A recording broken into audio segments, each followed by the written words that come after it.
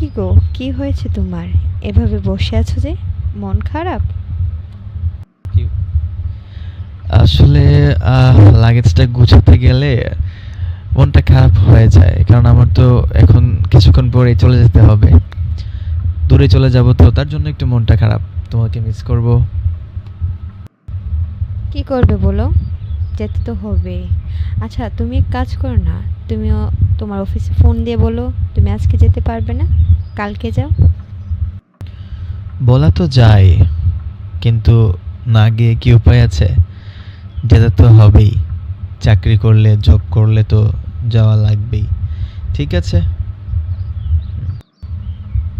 আচ্ছা, মন খারাপ করো না। এখন বলো তুমি কি খাবে? আমি এক্ষুনি তোমার জন্য রান্না করে আসছি।